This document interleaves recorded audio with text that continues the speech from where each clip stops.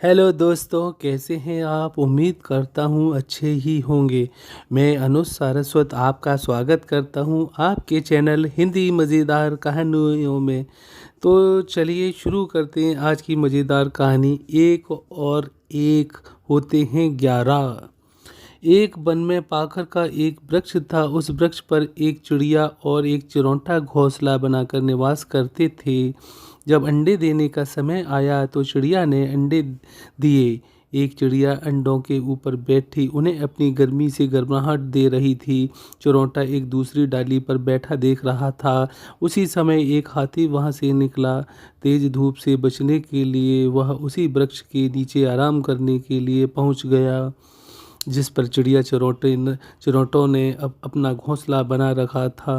विश्राम करते करते हाथी को ना जाने क्या सूझी। उसने अपनी सूंड से पकड़कर वृक्ष की उस डाली को तोड़ दिया जिस पर चिड़िया का घोंसला बना था। चिड़िया के अंडे गिरकर टूट गए। टूटे अंडों को देखकर चिड़िया अत्यधिक दुखी होकर विलाप करने लगी। उसका करुण विलाप सुनकर उसका मित्र कठफोड़वा भी आ गया। उसने चिड़िया चिरौंटे को काफ़ी धीरज बंधाने का प्रयास किया, परंतु उनका विलाप शांत नहीं हुआ।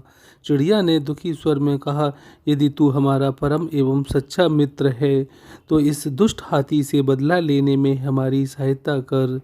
उसको मारकर ही हमारी आत्मा को शांति मिलेगी। कठफोड़वा ने कुछ सोचने के बाद कहा, यह काम हम दोनों का ही नहीं है। इस काम में अन्य कोई भी सहयोग लेना पड़ेगा। मक्खी ने जब कठफोड़वा और चिड़िया की बात सुनी तो वह हाथी को मारने में उनका सहयोग करने को तैयार हो गई। लेकिन उसने यह भी कहा कि यह काम हम तीनों का ही नहीं है, हमें औरों की भी मदद लेनी पड़ेगी। मेरा एक और मित्र है मेंढक, उसे भी बुला लाऊं।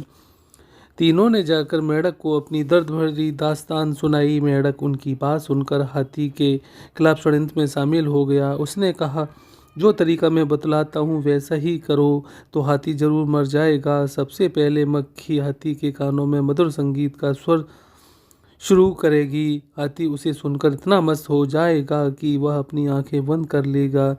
कठफोड़वा उसी समय हाथी की दोनों आंखों को चोंच से चुभो कर फोड़ देगा।